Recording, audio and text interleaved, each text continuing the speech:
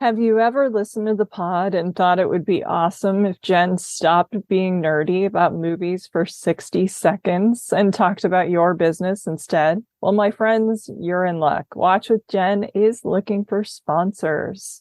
Do you own or run a theater, bookstore, film fest, website, school, physical media firm, pod, streaming channel, or small business that might like to advertise on Watch with Jen? Whether you're interested in sponsoring one episode or several, please reach out. You can get a hold of me at contact@filmintuition.com. Thanks so much. Hey, this is Jen Johans at filmintuition.com and Film Intuition on social media and Letterboxd. And this is Watch with Jen.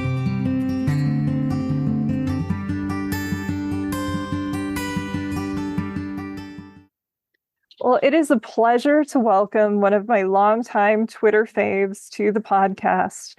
Katie Stebbins is a knowledgeable cinephile, academic librarian, and the author of truly creative film zines.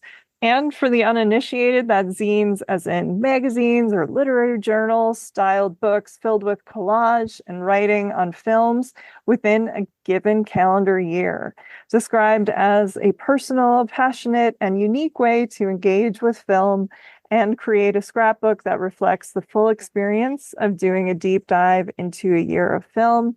These ingenious zines give Katie the chance to explore not only her favorite movies, but make new discoveries as well, which is so cool. So Katie, thank you so much for being here. How are you doing? And how is your summer going so far? Oh, thank you so much for having me. I am doing well. Summer is chugging along.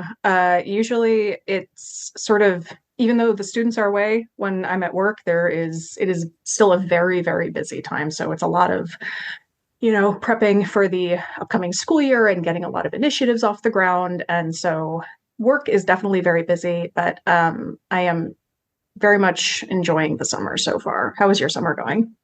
It's going well. I was in LA for a couple weeks, which was really nice. Now I'm back in Phoenix, where it's like bordering on 118 or so in the car when you start the car and you see that and you're like, well, oh, why did I leave LA?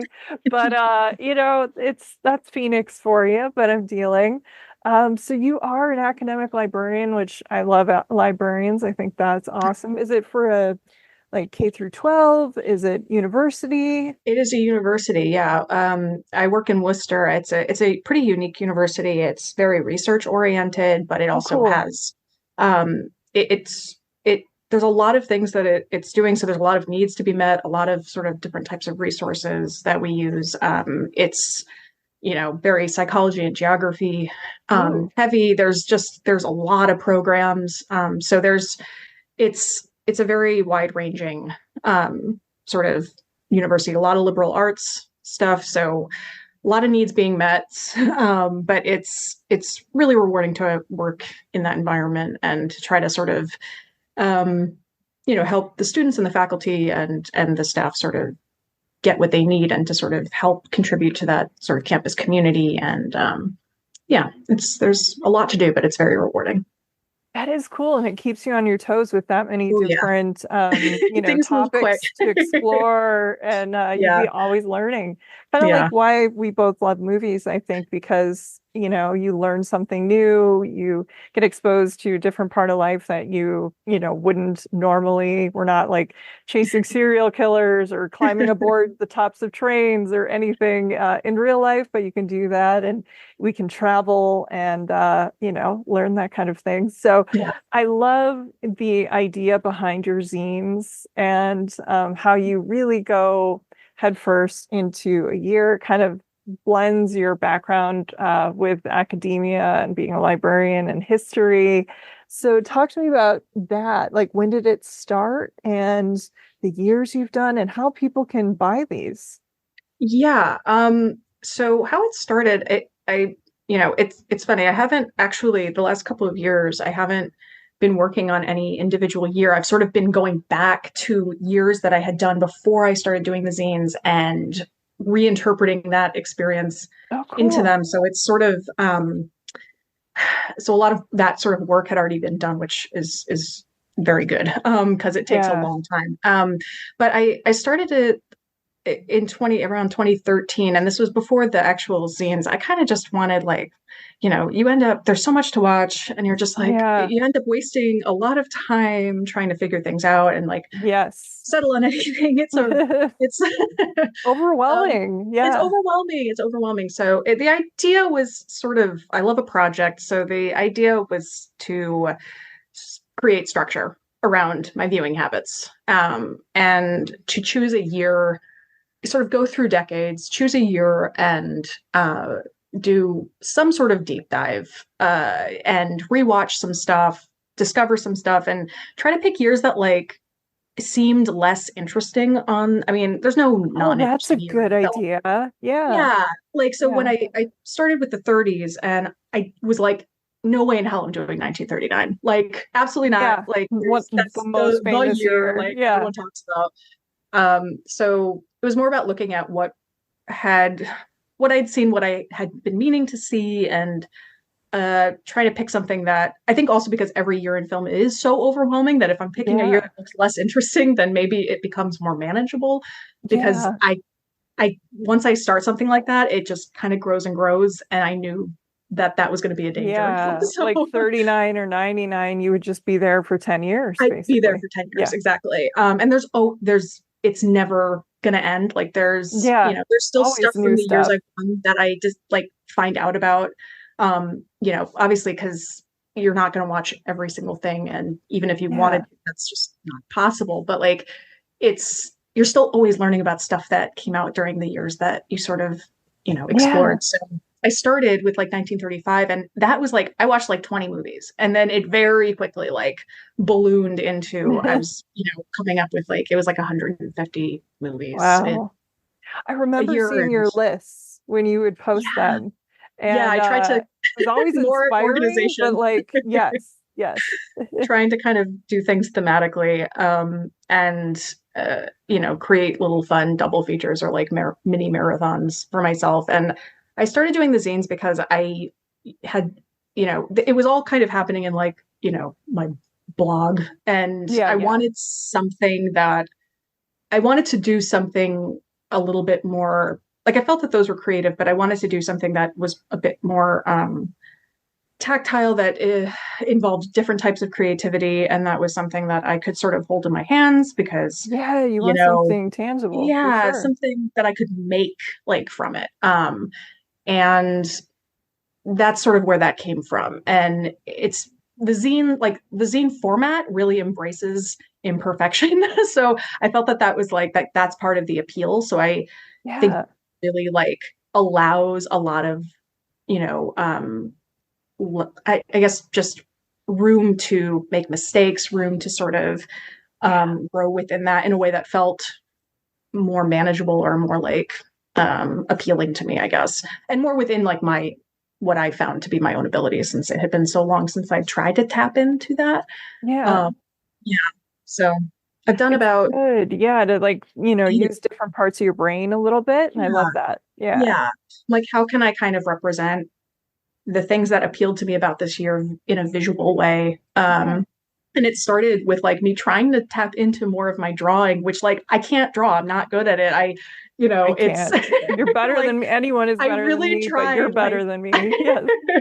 I really, really tried. So the first couple are like, really trying to hone into that. And then once I hit upon, oh, collage, that's where I'm good. That's where I can, like, I find that fulfilling. I think that this stuff that I make, from that is what I want it to be. And that once I sort of figured that out, it was fully in on that, in that direction. And yeah, so each one sort of becomes a bit more fully formed of what I'm looking for than the last, which is also a fun experience. Very cool.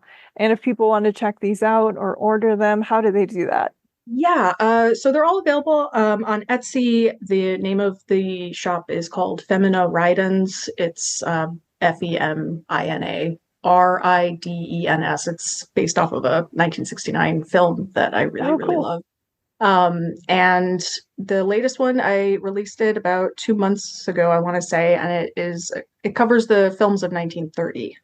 Oh, And wow. yeah, so that's the last one I've done, but I've also done 1990, 1982, 1965, 1958, 1943, and 1969, which is no longer available because it was the first one I did. I hate how it came out and I want to redo it someday because Okay. yeah, so that one is no more. But the That other is a ones are all collector available. edition, you guys. If you Yeah. have that, yeah. Mhm. There you go. No, that is so cool. And I think part of the appeal to, well, I love having people on who are passionate and very knowledgeable and love movies and also smart women. So I was very excited. But I think part of the appeal of having you on is your creativity and the fact that you are always challenging yourself with these viewing adventures that you go on that are thematic. And so I knew you would come up with something special, and boy, did you ever. So we are talking about like, that 90s, early aught era of TV adaptations. And I know it came from a letterbox list that you were kind of compiling. I will link to so people listening can check it out where this is posted. But talk to me about this era and what led to this idea. Yeah, so I mean, I love the format of your podcast because there's just oh my God, it's just like, where do I start? Like, there's so many different options. It becomes overwhelming to like Yeah. think of a topic that you want to tackle. And I was like, sort of toying around with the idea of films about professional wrestling because I really fell in love with that sort of Hmm. sports performance art form like 3 years ago, and I thought that would be fun. But then I was looking through old little letterbox lists back when I would actually sort of make them like 6 years ago, and I came across the one that I had made that sort of had to do with the era I grew up in and how it was just a glut of, you know, TV adaptations, specifically from Yeah. the 70s and 60s, Hmm. mostly. And it, you know, I'm always interested in like film trends. I think that they can make films that maybe on the surface aren't very interesting once you're looking at it through that lens. Yes. At the Yeah. time, it's like, what's going on? But then later, okay. Yes. Yeah. And TV adaptations aren't like new at all, and mining sort of successful works that you can then readapt is also not new at all. But specifically in the 90s, it was a very particular type of thing that was going on into the aughts for sure. And Hmm. again, I'm a 90s kid, like that is what I grew up with. So I just thought it would be really interesting to explore that. I do think that like I feel like Dragnet and like The Untouchables are kind of two really early ones that That's what I sort of was going to say. Like, what kind of launched it? Probably The Untouchables, I maybe. yeah, I think of those two as being sort of Yeah. big ones, but like, and The Untouchables made so much money and like Yeah. also had so much critical acclaim, but I don't feel like it represents what a lot of what sort of that trend ended up becoming. No. Although there's a few like The Fugitive, and then obviously we're talking about the other De Palma Yeah. entry for that Mission Impossible, but it's really, I feel like the Addams Family and the success of the Addams Family and that movie made so much money. I feel like that Yes. and the demographic that it sort of was, or the range of demographics it was aimed at, really kick-started just a lot of those coming out throughout that decade. And it's yeah, I didn't want to pick favorites, like necessarily favorites, although two of these movies are like two favorites, but I wanted to make sure it was more about the range, something that represented the range of approaches to Yeah. adapting these TV shows. So that's kind of what the selection tries to represent. For sure. And it's kind of a celebration of nostalgia. And you have like the boomers finally having kids and then being able to bring them into the theater and like make movies that, oh, the old days or remembering that and being able to share with your children. I think that was part of the appeal too. Yeah. They also just, I think the immediacy, like as soon as you're in this world, and the fact that it does bring back all of these memories. Like Addams Family is going to be Addams Family no matter what it is. It might remind you of watching that. Mission Impossible, all I have to do is hear that theme song, you know it. Charlie's Angels, same thing. And so I do think, that nostalgia is a hell of a drug, and this was the era for it.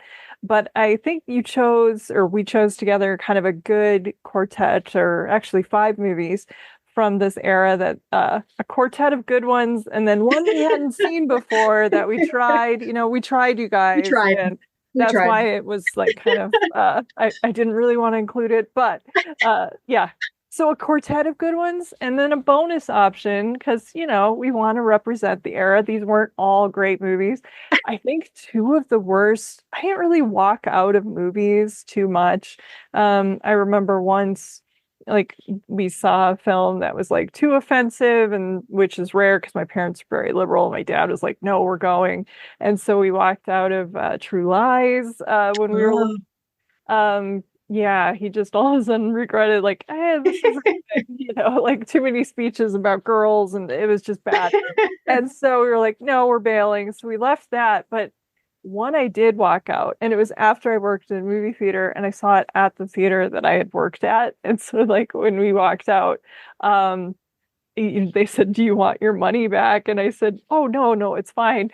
And they said, "Oh, everyone is demanding, like nobody is lasting." And it was the redo of the Avengers with Uma Thurman. Oh, also saw that in theaters. Oh One of my. the It worst. is so, I almost picked it. I almost picked it because I'm It like, is so I bad. knew it was bad. And like, that's one that it's still bad. Like, you watch it, it's still just as bad as you remember, maybe I worse. didn't make it through. I think my brother and I just bailed after we saw like teddy bears. There was a I scene was going to involving ask, did you make it to the teddy bears? that was it for us. We were like, okay, we're out. We kind of like, raise up when you're on a Oh my roller God. coaster, like, nope, we're done.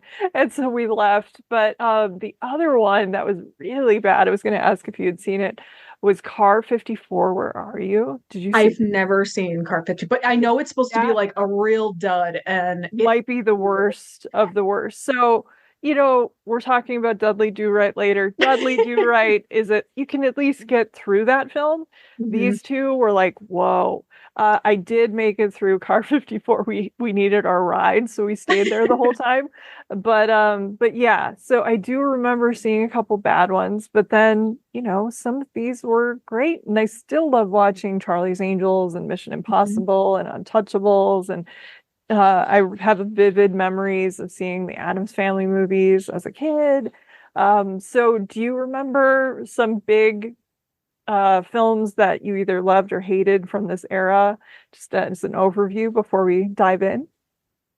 Yeah, let me get up the list. I mean, one that I can think of right off the top of my head was that I saw the Lost in Space movie in a Oh God. drive-in, and it is so bad. It is, and it's long. It is a Yeah. long, and I don't remember what it was paired with. I just that movie is absolutely terrible, and that was the same year as the Avengers. There's a lot of bad ones. Like, I Yeah. for sure, I definitely saw Inspector Gadget in theaters. I know that that's not like 60s or 70s, but I kind of group it a little bit with Yeah.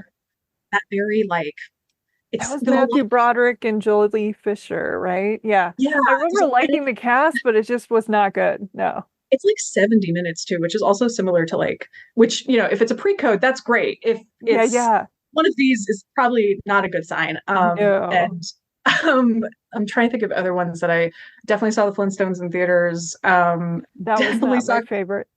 oh my God, it's I don't even know what it's really It's interesting. interesting. Yes. It's interesting. We both picked that word at the same time. We're just gonna go with interesting. Yeah. We're just gonna go with interesting. I owned a lot of these on tape, and would I like George of the Jungle, I did definitely see like a Yeah, handful of yeah. times. I owned it. I mean, I haven't seen it in a long time, but I remember liking it, which Yeah, I do is too. interesting because it's the same director as Dudley Do-Right, and I we'll get know it's into all Brendan that. Fraser. It's Yeah. Brendan Fraser. They're like doing the Jay Ward adaptations, and like it's yeah. They're Yeah. and for the early aughts ones. I mean, there's just so many cartoons that they adapted, which is so interesting. And I would have, Mhm. if I'd been going with favorites, I would have chosen Josie and the Pussycats, which I saw in theaters. It's Yeah, that still was one a of my lot of favorite fun. Mhm. films. And I think that one is a really, really, really great and fun sort of satire of that Yeah, and era and the music subversive, it's industry and clever. culture. Yeah. And it's sort of a similar approach that the Brady Bunch movie is it's within that vein of Mhm.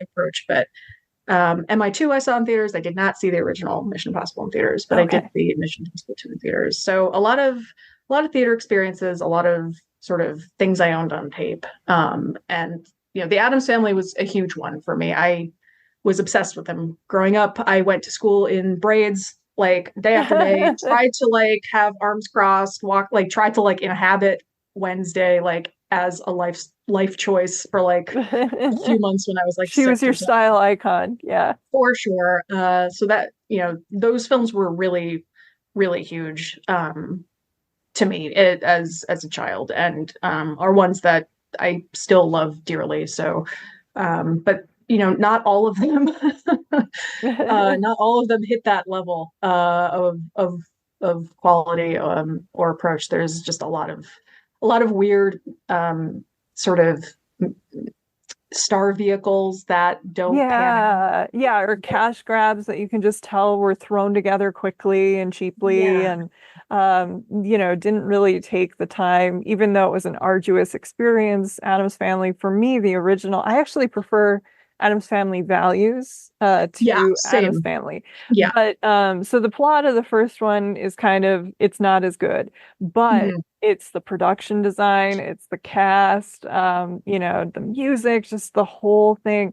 We don't make movies like this anymore. I mean, No. and it was really hard on the actors. Angelica Houston has talked extensively about what they did with her eyes, and how she had to like change the way she turned and walked, and all of that.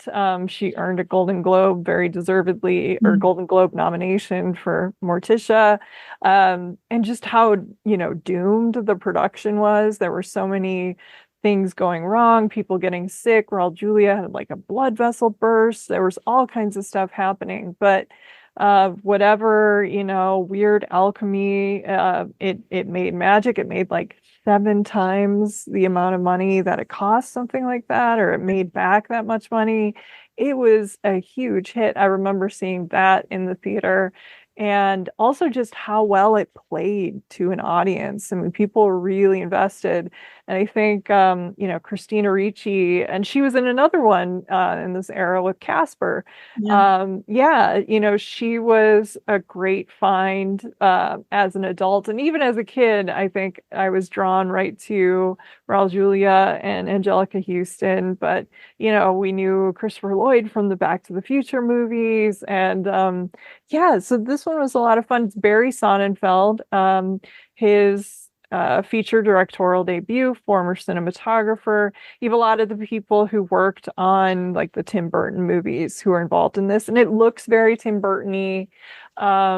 It was rewritten by people who had worked on Tim Burton movies. And I think that kind of carries over. It isn't Beetlejuice, it isn't Edward Scissorhands, but you can kind of see it's the child of that, essentially, and that aesthetic. So this is a really fun one. Do you remember seeing it for the first time? I don't. I just know that I watched. I don't think I must have been like 3 or 4 when this came out. So Yes, I don't know if I I'm was actually old. Yeah. taken to the theater Yeah. for it, but by the time Values came out, I mean that I definitely saw in theaters, and Yeah. this, was. I watched it constantly, both of them, growing up. I believe my mother cut out so I don't know I don't know if she like screwed with the actual VHS or if we had it recorded off of like a channel or something, but she cut out the gore scene with the play that Oh, Wednesday and yeah. Pugsley There is some do. shocking stuff. It's Like you, crazy. yeah. And Yeah. even I rewatched Addams Family Values for this because I had so much fun watching Mm. the original. And there's a scene like right early on where a baby is dropped from, the top of the building, and like Yeah, Raul they're trying to Julia see opens, which is going to yes, a fall bowling faster. ball, I Yeah. think, or the baby. And it's like, I don't know that or they start everything on fire at the camp, with the It's Pocahontas play. nuts. I don't Yeah, think this would all happen this way again. I mean, we were definitely taking not. risks. Yeah. No, definitely not. I mean, like Values really like ratchets up like its Yeah. approach. Like the Paul Rudnick screenplay is so cutting and like so Yes. like sardonic and I feel like it sort of takes what they built with the first one and really like elevates it to an even Yeah. more special place. And I mean, Values, I know that movie by heart. I have seen it probably hundreds of times. The Yeah, Joan first, Cusack was amazing in that my God, movie. Oh my God. She like like steals the entire film. amazing. Yeah. She steals the entire film, and Yeah. like it's really hard. Like this whole cast Yes, they're is all just great. pitch perfect. I think that certain sequels like can just feel like retreads of the first one, especially something that's sort of mega successful. Like Home Alone 2 is literally Home Alone, but like in New York, and it's like the beats are it's too much. But like with Yeah. Values, it really there are a lot of similarities in the sense that they're both centered around Fester. They're both about con Yeah, you're artists trying to right. grift this family. Yes. And They did kind of go back to that well. Yes. they do, but like it feels like such like it both of them feel like their own thing. It really does Yes. feel like it's building off of that. But yeah, Adam's Family, like it just was a constant. I am and it's one that like when you watch it as an adult, I find that I have even more appreciation for it. And it's not just like a sort of nostalgic comfort fave. Like I really No. do like think that what they did with that film is like incredible. Like I was obsessed with the house and I understand Yes. why, because you feel like the production design is so like intricate, so detailed, and like even with the way that they talk in the house, you can feel the acoustics of the space. You feel, Yeah.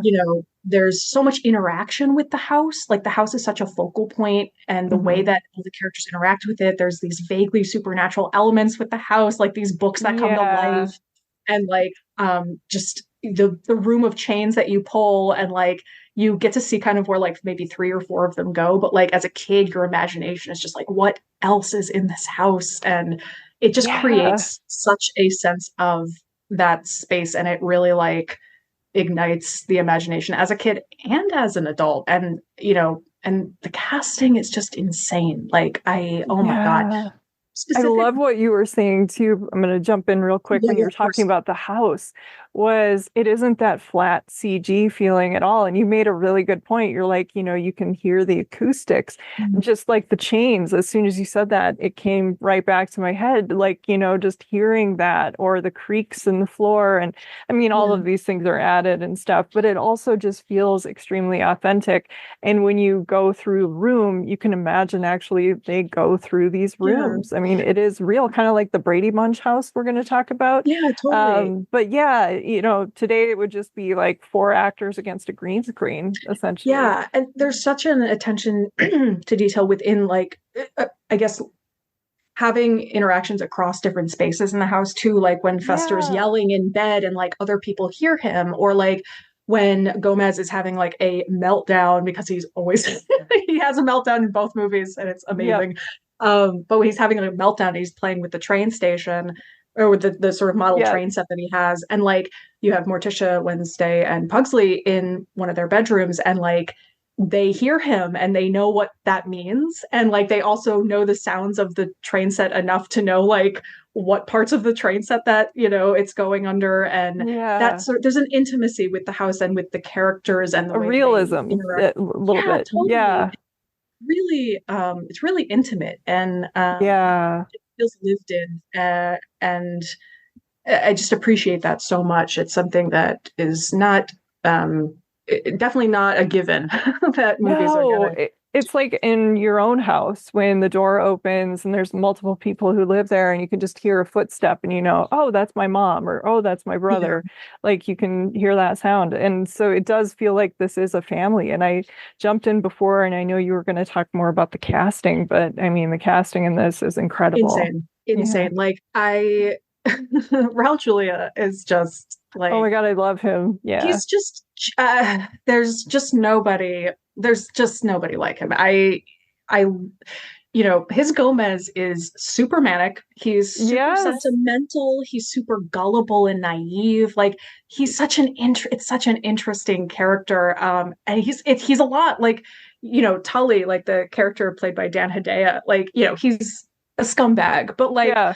he goes to the house and like immediately is basically forced to be in this sword fight that like is kind of real and like it's It's stressful. I'm like, intense. I Yeah. get it. Like, I get it, Tully. This Yes. like Gomez is a lot. He's a lot of energy. He's a lot of work.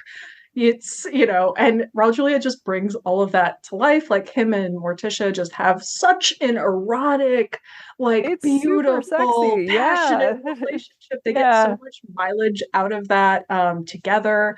And Yeah. Christopher Lloyd, like genuinely freaks me out in this movie. Like Oh God, I yeah. find him Hmm. very unsettling, like more than any of his, you know, I know people talk about Judge Doom a lot and like he's really a creepy and Dennis the Menace is like a oh, it's just not it's Oh, that's very he's right. Yeah, very yeah. creepy. Hmm. But in the first Addams Family specifically, like way less so in the sequel, like I'm just completely terrified by him. There's the when they open the door when they're having the seance and like the smoke is coming off of him.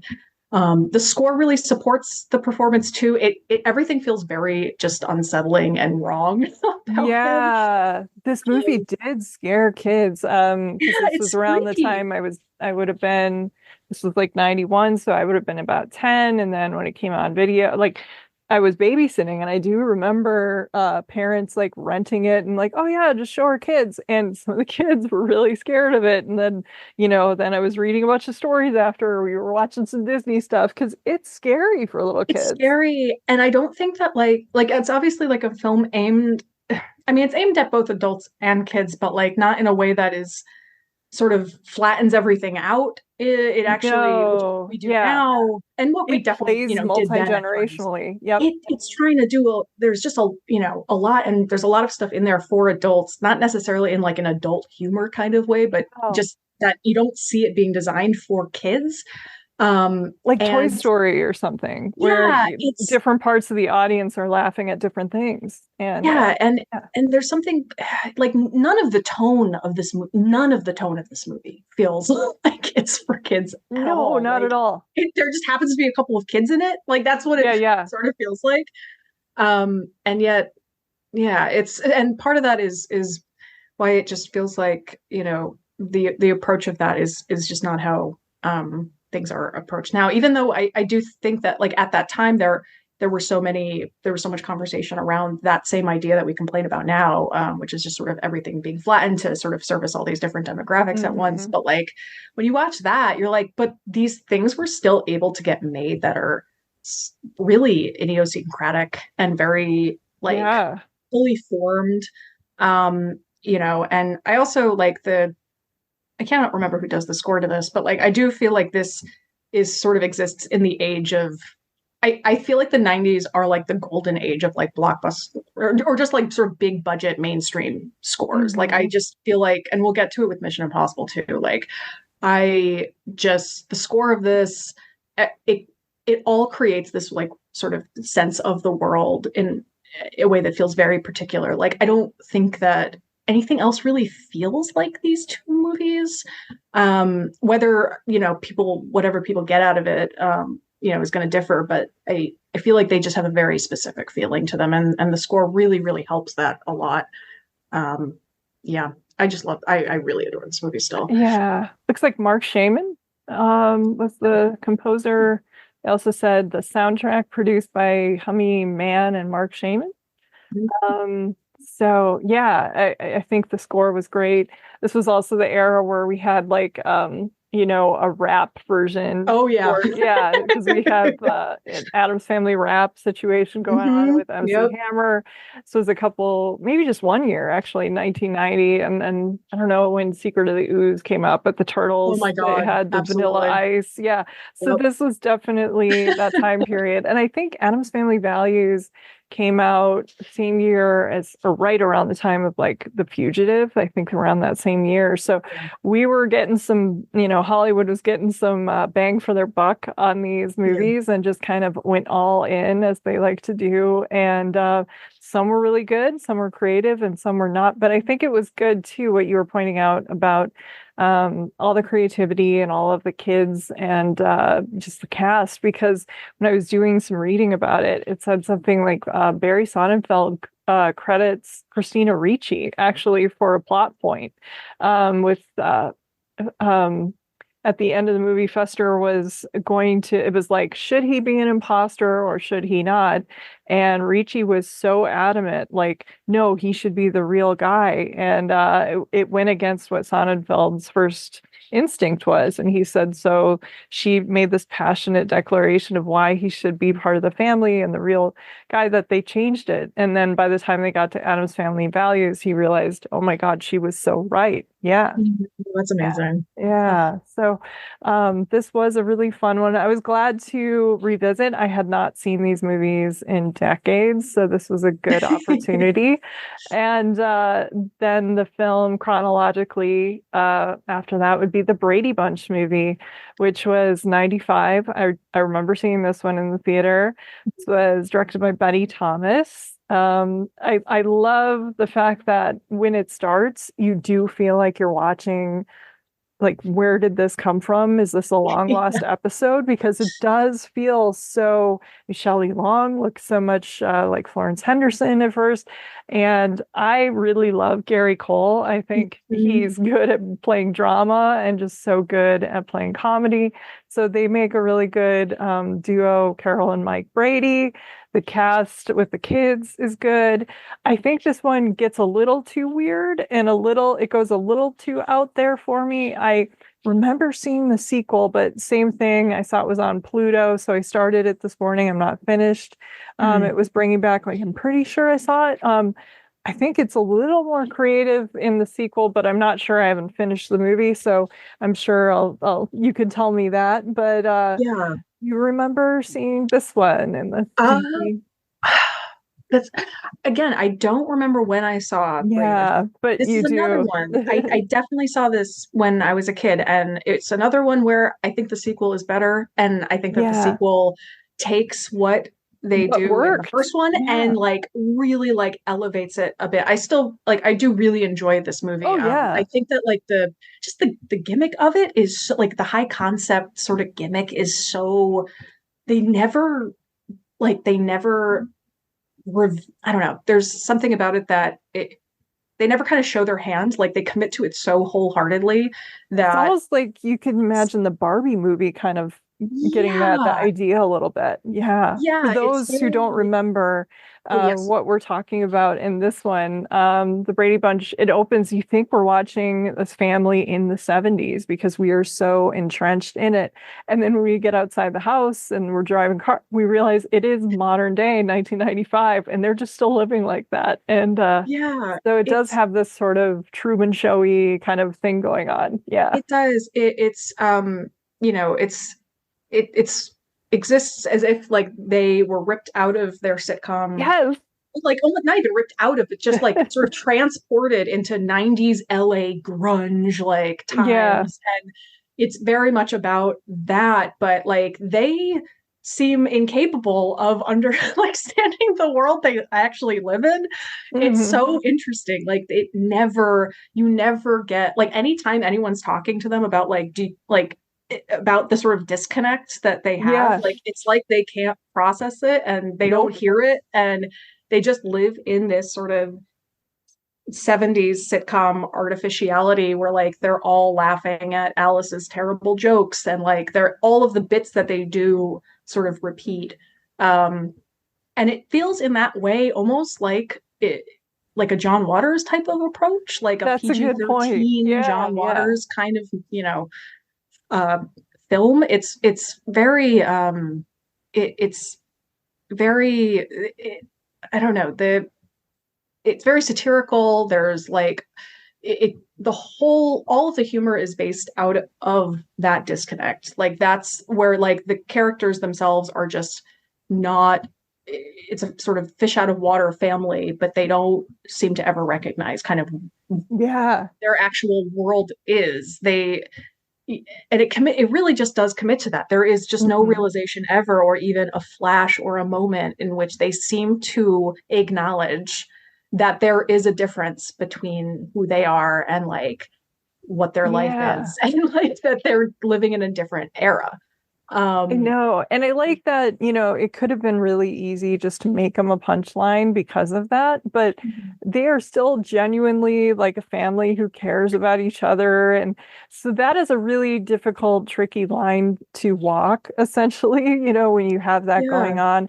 I do remember seeing like Siskel and Ebert around the time, and Ebert kind of having a problem, and he thought they should have gone actually further in the outside world, because he said the Brady Bunch is like very PG and the movie's PG-13, but he almost thought it maybe for the John Waters-y kind of feel of it, that if they went even further, if they dialed it up more, it would have been funnier. But I think it's tricky because you still want to appeal to families and kids. And so I think what you were saying is right, how they kind of figured out what worked really well about this in the first movie, and then kind of, went to bat with it in the second one, just like we were talking about with Addams Family. And that usually happens in television anyway. The pilot sometimes is radically different than the show that develops. Like the beginning of *Halt and Catch Fire* feels like Mad Men or something, and then it finds its own footing, and Buffy is different, Veronica Mars. These shows kind of go into their own. And so for these movies, they figure out what works, kind of like this would be season 2 or the second film. Yeah. Yeah, and I think that like it's sort of, I appreciate it again, like that sort of commitment to what it's doing, because I do think that it can be alienating in a way. Like it's definitely, the whole point of it is that it's mimicking that pace, that sort of static Yeah. quality to such a degree, and like that the each character kind of has their one bit that repeats, like, and Yes. Cindy is the and I tattler, and yeah. yeah, Greg's talking about far out chicks and like that, Yeah, yeah. it's it's like And Jan is jealous of Jan's like Marcia. hearing voices, and you Yeah. kind of get like, Mike has the life lessons that sort of just go in circles, and And don't everyone's make like, any yes, kind of we've heard all sense. this. Yeah. Like Yeah. Alice has terrible, like everything she's making in every scene is just looks atrocious, and like Yes. it's so there's a, it, I think that the mileage does run out because you do sort of get that repetition, which I Yeah. think is what the Like, oh, sequel kind of Alice. Yeah. improves a bit.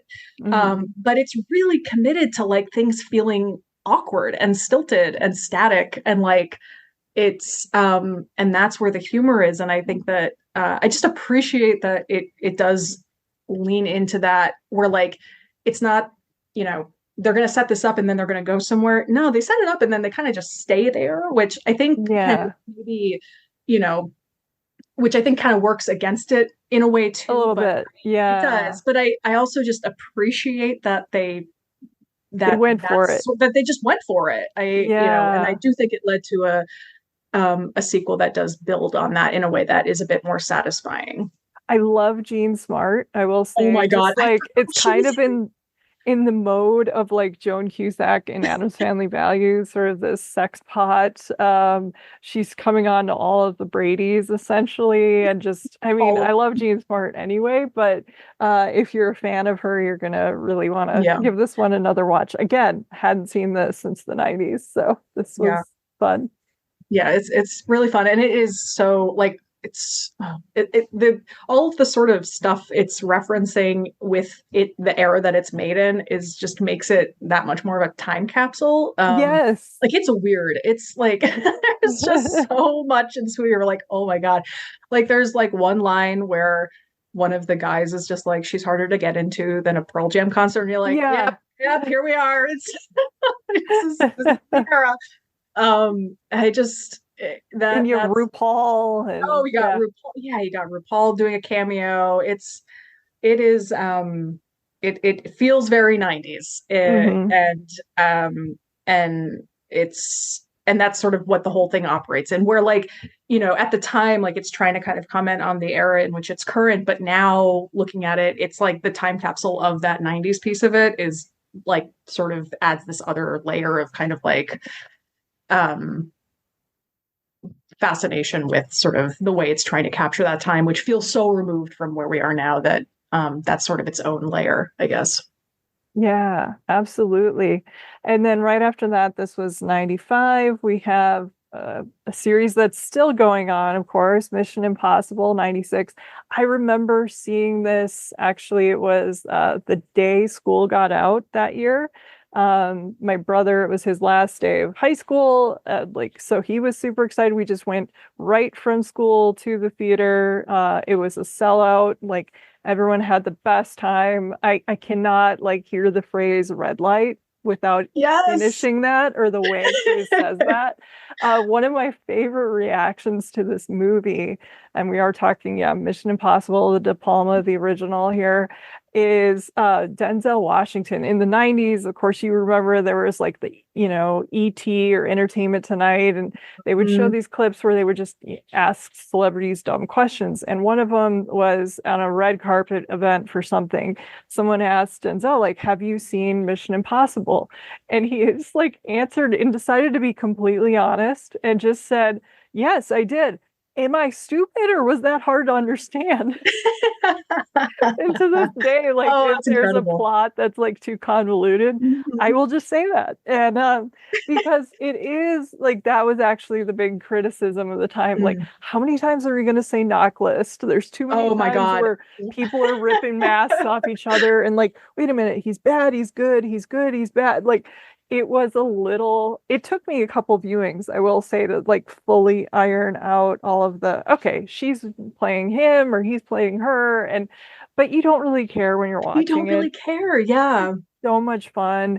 The action set pieces. I mean, De Palma famously will like invent those. Like, well, we're gonna break into the CIA and we're gonna do it from the top. Like, these ridiculous things. We got to do something on a train. Yeah. It's very De Palma that way. You got a million split diopters.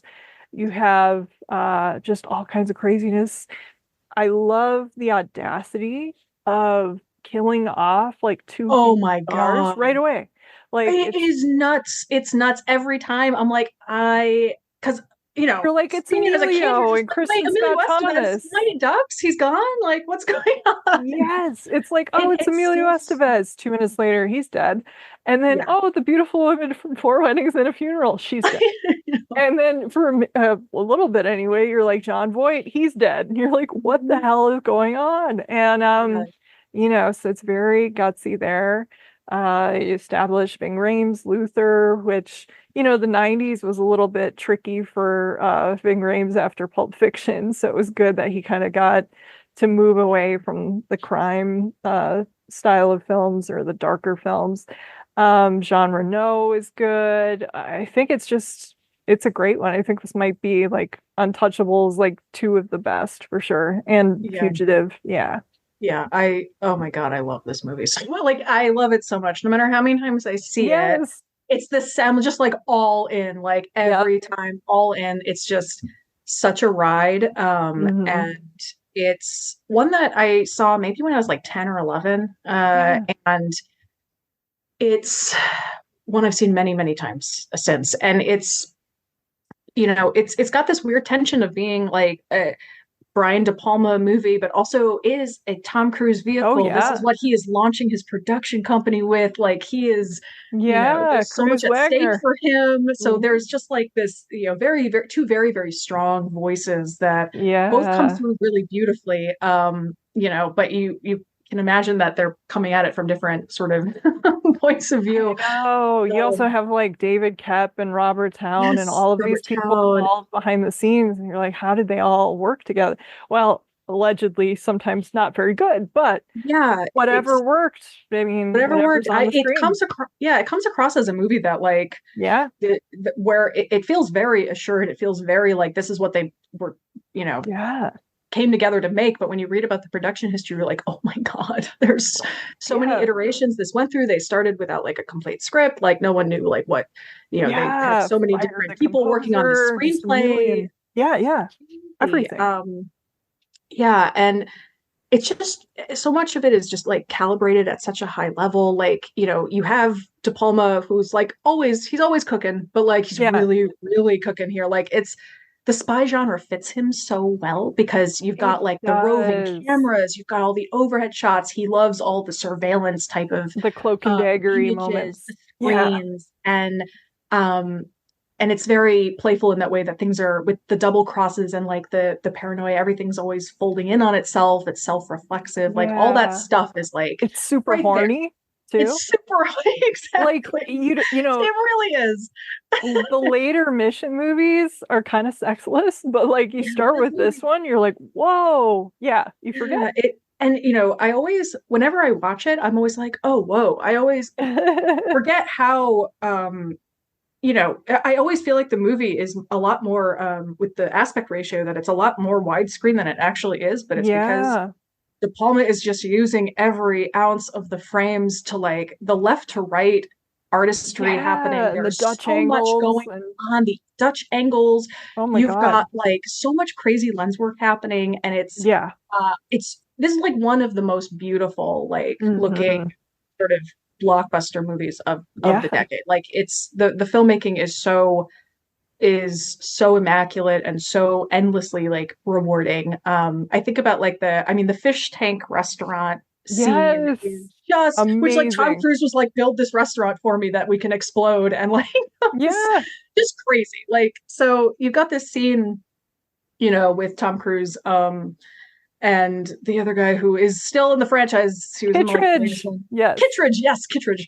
And they're talking, and it's like we go with the A, B, we're going back and forth. And then he doesn't even build up to it. He just cuts in on this extreme close-up of Cruise. We are underneath his face. The Yeah. lighting's crazy. He's dead center, and it's so extreme, and like he doesn't build to it at all. He just sort of establishes that pattern, and then once you kind of realize what's going on in the scene, he just like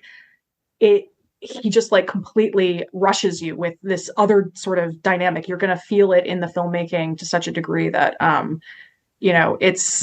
it's very cutting, and there's a lot of that type of stuff, like with the canted angles and the close-ups and the way that like things are happening in one part of the frame, and the frames are sort of lit differently in different parts of it so that everything feels so expansive.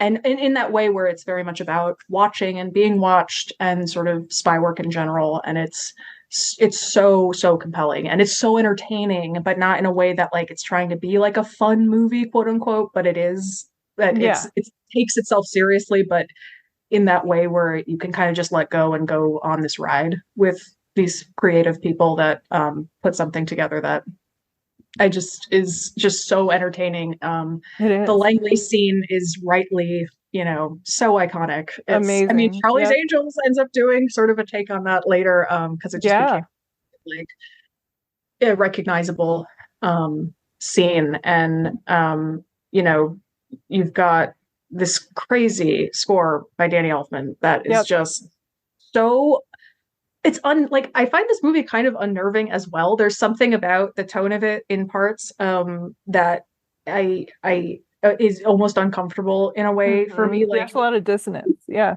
yeah, I mean Visual, obviously audio. Yeah, yeah. audio, yeah, there's something really slinky and slippery about it. Hmm. And the score really helps with that. And definitely like with when you start with sort of that entire team getting decimated, Yeah. it's when you're seeing it as a kid, it's very like, I mean, I will never forget Emilio Estevez in the elevator. Like it Oh is my so God, I know. like so messed up. You almost forget every time you watch. You're like, You're oh like, yay, it's oh, they're all going Emilio. Well, bye. Yeah. um, and and it's also De Palma like just completely playing with us Oh and like yeah. playing with everybody, and he's like he feels like such a puppet master all the time. Like I'm convinced, it feels like in the Langley scene when like Jean Reno is like in the vents that like he himself put the rat in the vents instead of like the rat just being And there. I love Like, how the payoff isn't what you expect. We mm-mm. expect we're gonna see the rat like climb over him and and then like in a moment you just see, oh, it's a dead now. He It's took just care a of dead it. rat. It's Just a just dead like, rat. okay. It's like, Yeah. okay, So guess he. it's, it's going against expectations It so many does. different ways. So yeah, It it's does. it's super intelligent. Yes. It also is so 90s in the sense that it ends with the cranberries. I mean, there's the Yes. cranberries and dreams like right before the ending.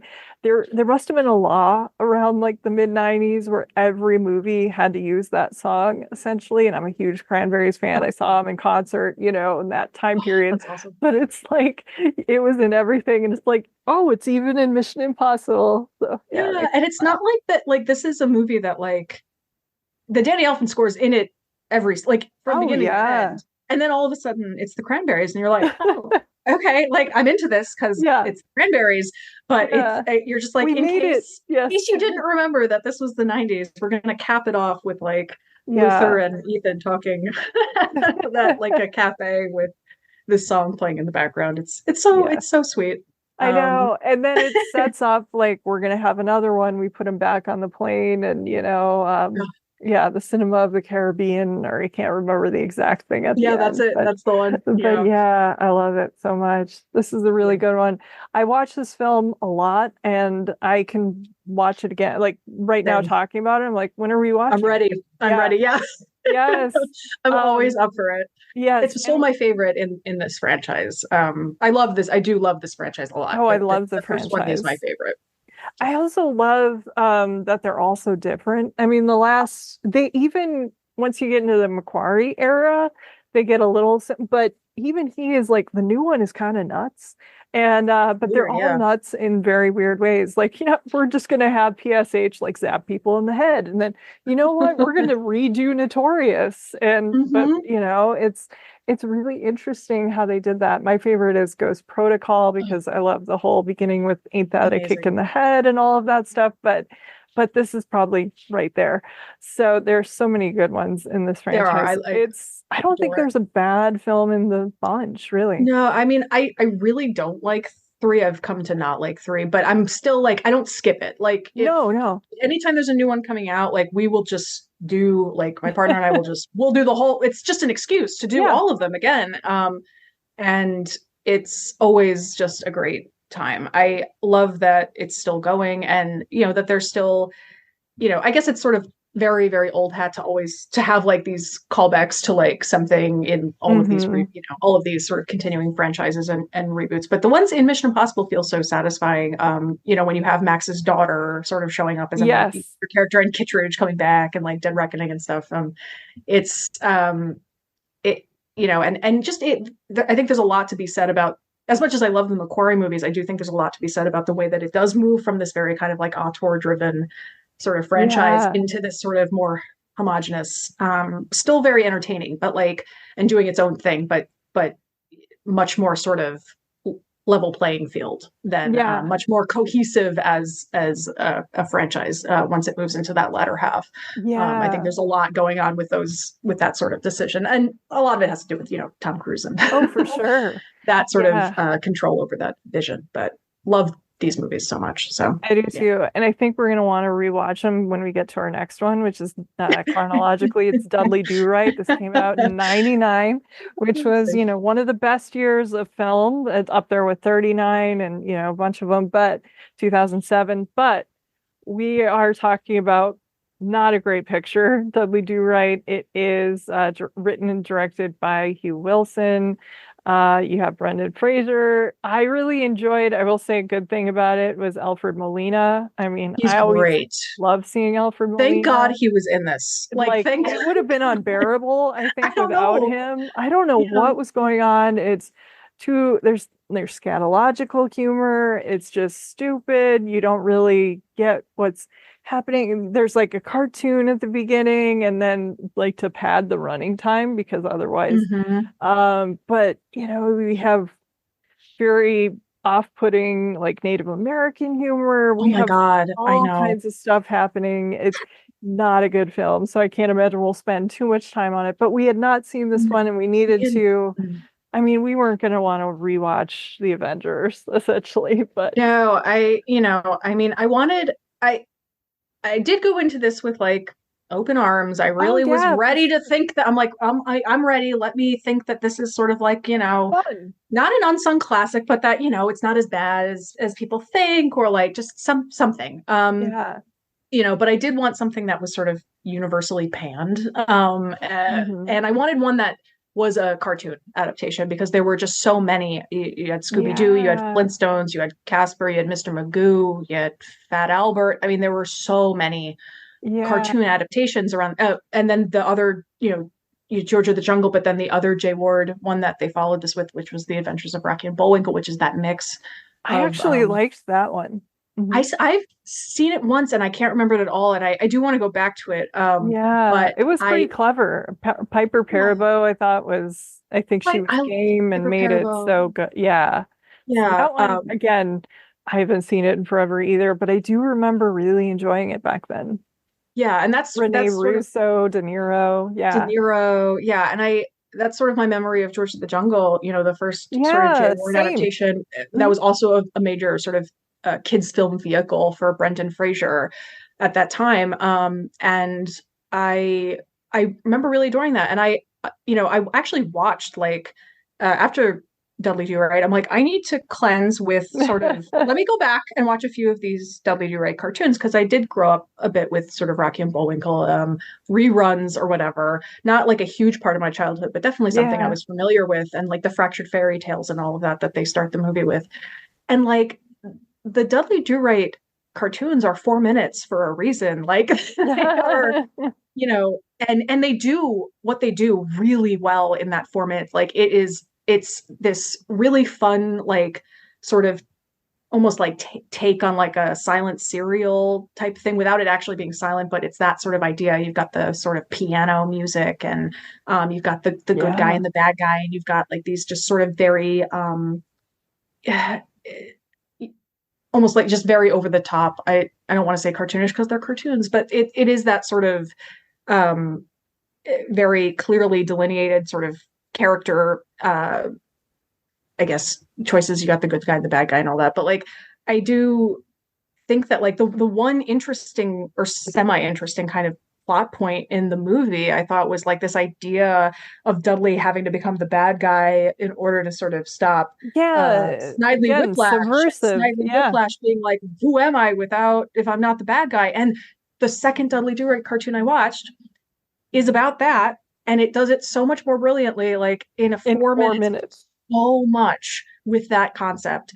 And Dudley Do Right, like it's sort of like, oh, there's something here with that, but it never nothing ever pans out in a way. It's like the longest 77 minutes. I cannot believe this movie is so short. Yeah. It Yeah. felt like it would not end, and it's I feel like it's trying to do like it's trying to really commit kind of like a Brady Bunch movie type of thing to like what the original format was, where the narration is constant, where it's everything feels very sort of insular to this the world, like in terms of the town. And it doesn't Dudley's just sort of stupid, Nell's just sort of like, I'm interested in both these guys. Alfred Molina is like basically Jack Lemmon in The Great Race. Yes.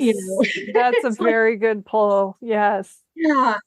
And he, and it's trying to do that. It's also kind of trying to do sort of like a Zucker type of humor thing, I feel like, but it everything feels so disconnected. It doesn't feel like there's it's just like things cobbled together. There's no No through line, cohesion. Mm-mm. no cohesion, and no, it's like no one really thought like, why is this funny? What's funny about this? Yeah. Everyone It's also seems to be in different levels of performance. Like yes, Alfred Molina is clearly in on the joke. he Eric is. Yeah, Idle, I mean, it's a little, cringy, but he kind of gets what he's doing. yeah. Brendan Fraser is playing Dudley Do-Right, and he kind of commits.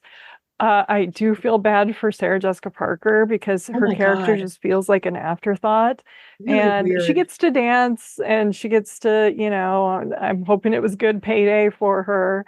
But overall, you're like, you just wasted someone who's so amazing in like Honeymoon in Vegas and all these other I films. And know. you're like, what are you guys doing? Yeah.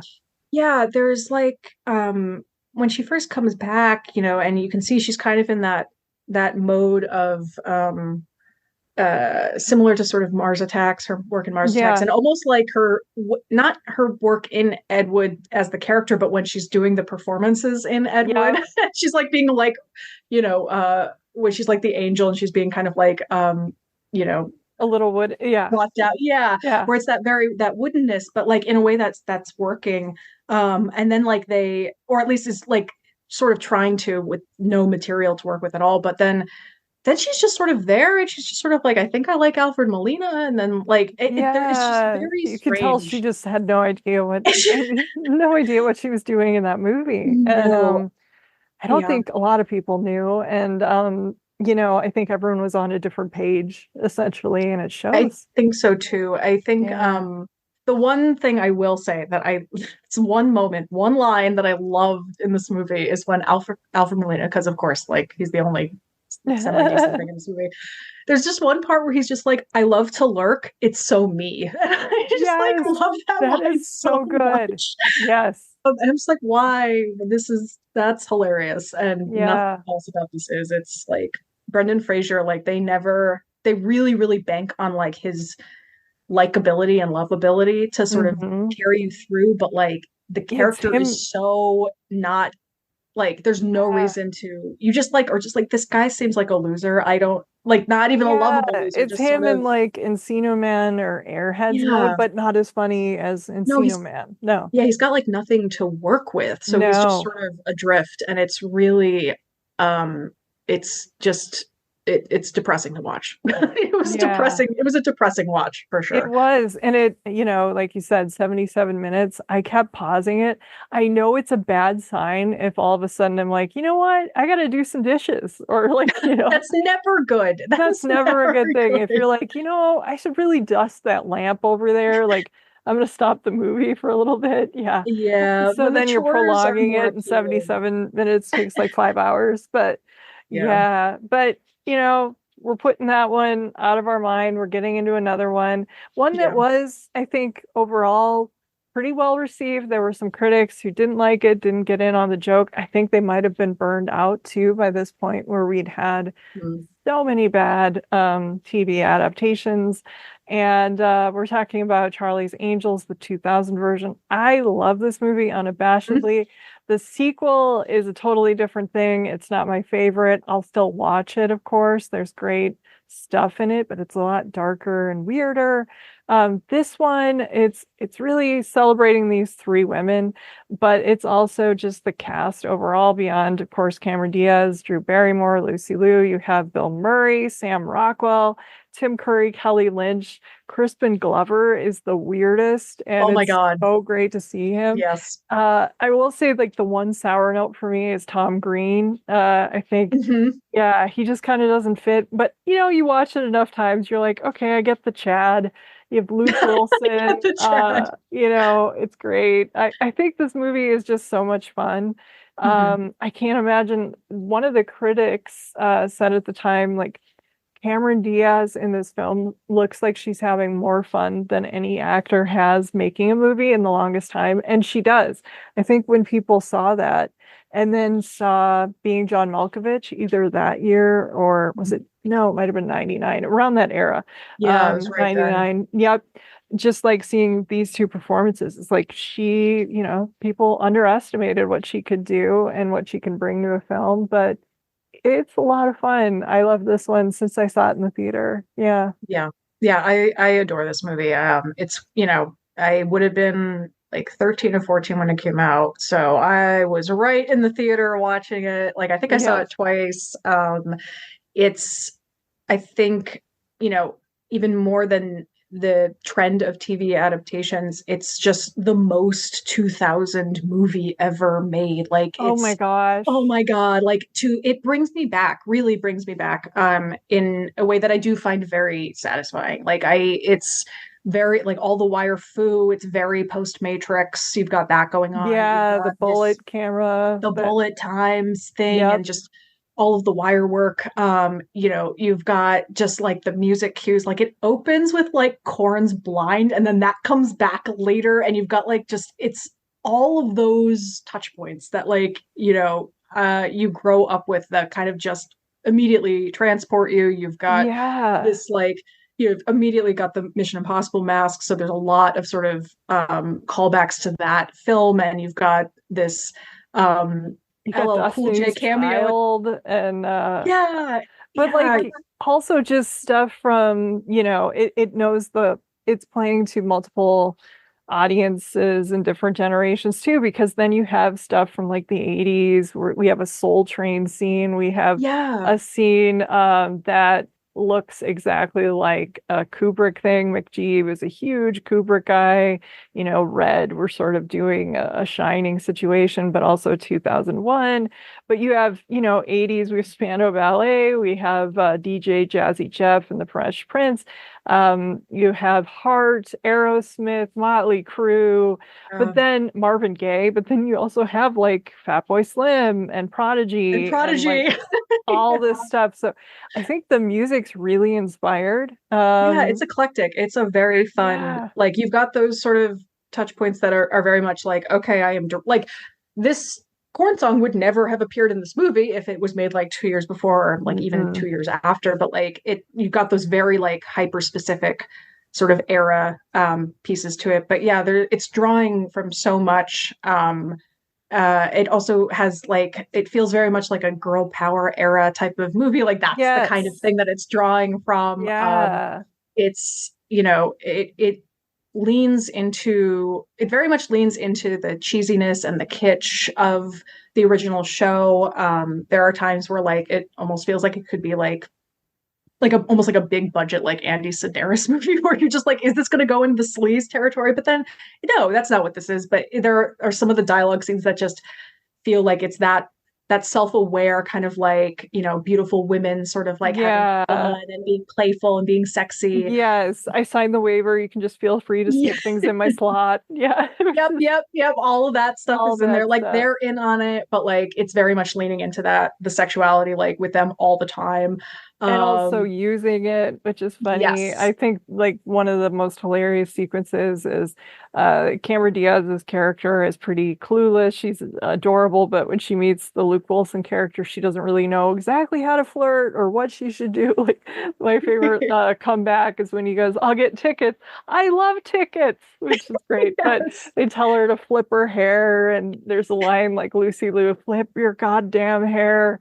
And but also they're using the sexuality, which is funny. But I think that there's a lot going on in this movie. I also, man, I love it made people really fall in love with Sam Rockwell, which I had done, in some of the indie movies in the 90s. So it was good. It's kind of Drew giving some of her friends some work, Mm, which is cool, and seeking out. I know there was some stuff with Bill Murray and some tension on the set, unfortunately. yeah. But I think I didn't really get into the new one, unfortunately. Elizabeth Banks, I thought it was, I a have good try. yeah. Kristen Stewart was good.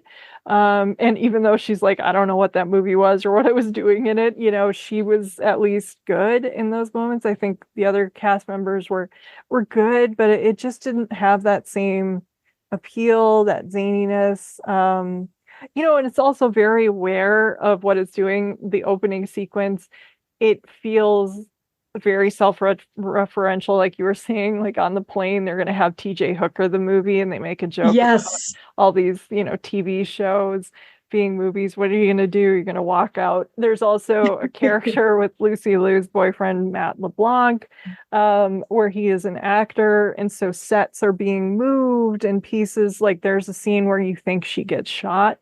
He's like declaring love.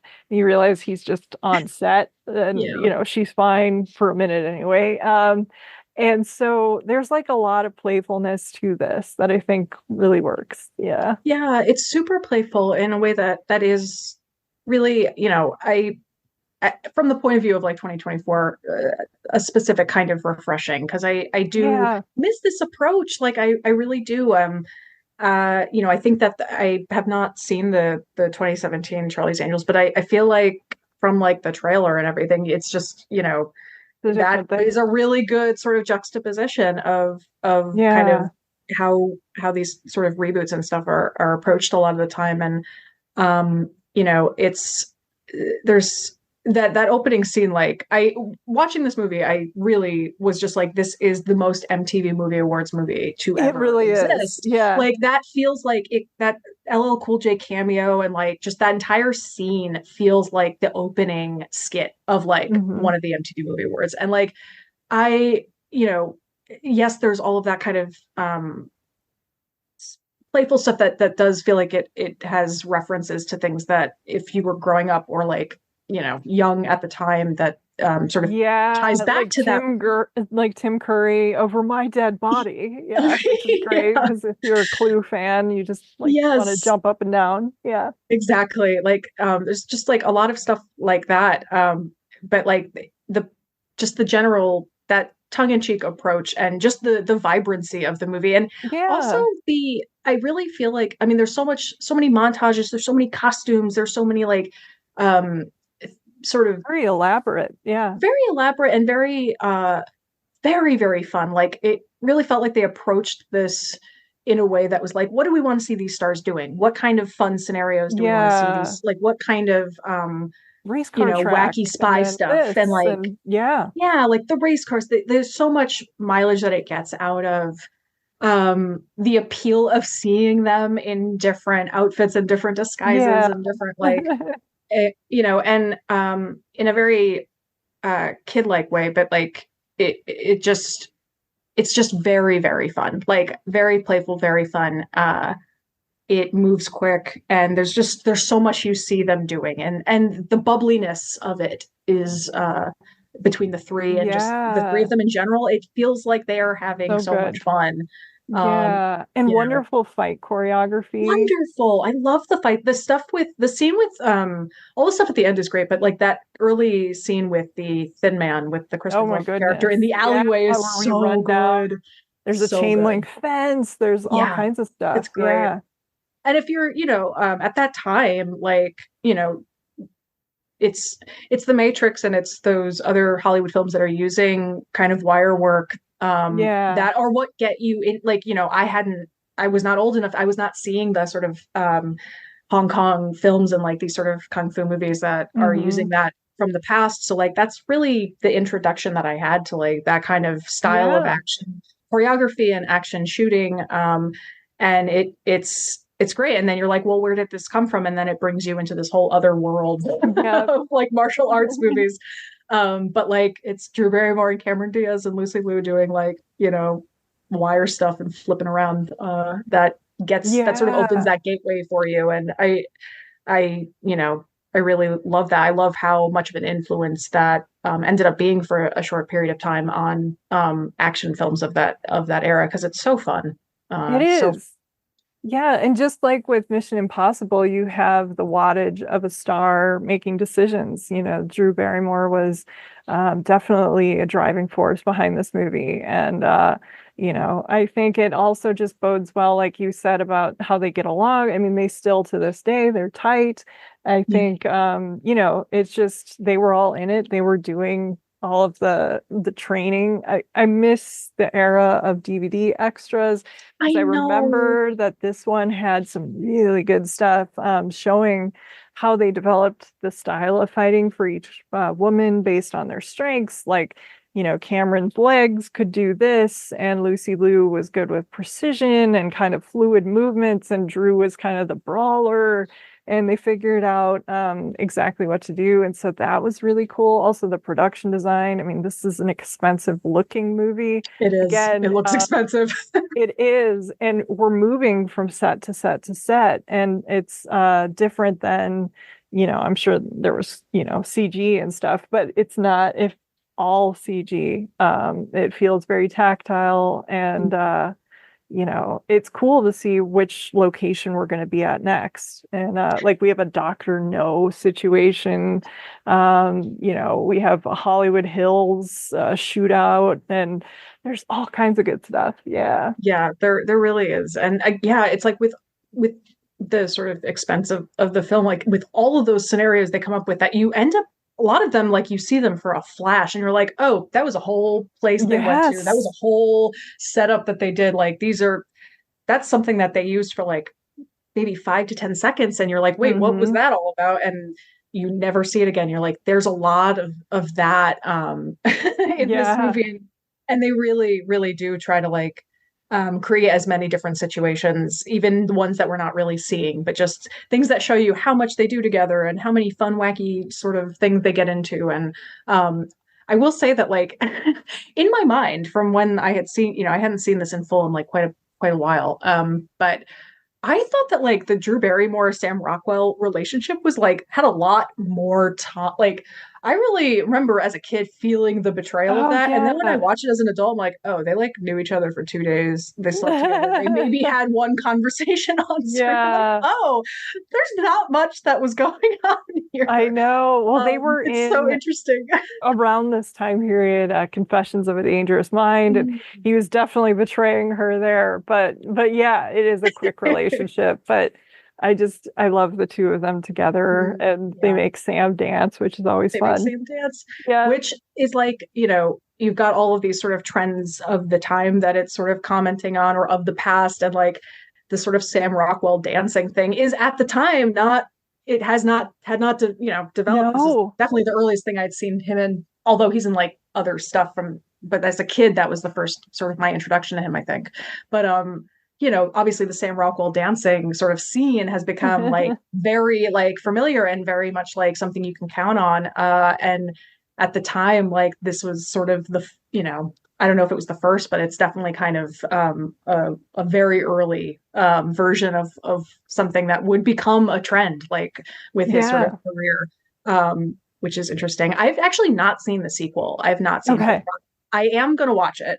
Yeah. Yeah. I at after we finished the first one, I'm like, I'm up for what, like, I don't care if I like this or if I don't like it. Like, I'm so up for like whatever they made together in this sort of franchise, because I just adored the first one so much. And you're just sort of ready for more of that. Like, it's just such a Hmm. fun environment to sort of be in.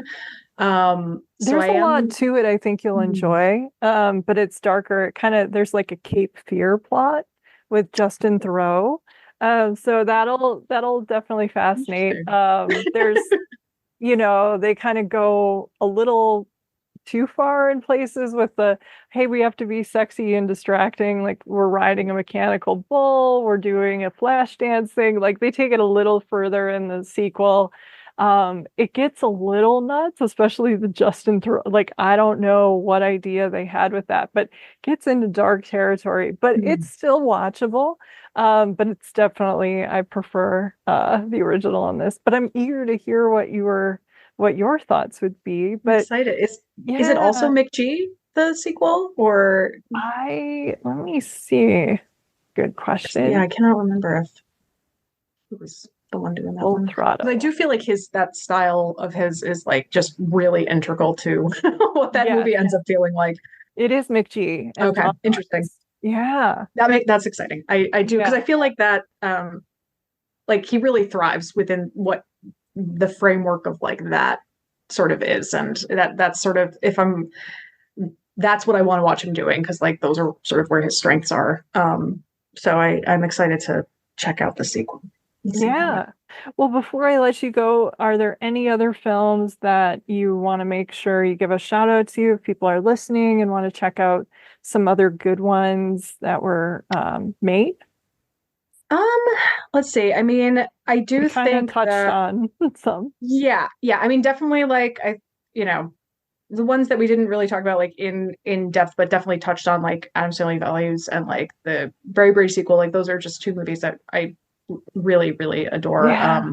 And I had mentioned Josie and the Pussycats. That's one of my favorite movies ever. I have been so happy to see it get this resurgence. Because I was like on board. I was like in that theater. I'd watched it and I'm like, what the hell are people talking about? This was awesome. It remained a favorite all throughout my life, and now people have embraced it. So I'm very grateful for that. But those are like the sort of main ones. There's just a lot of duds. Like it's Yes. it's a lot of duds.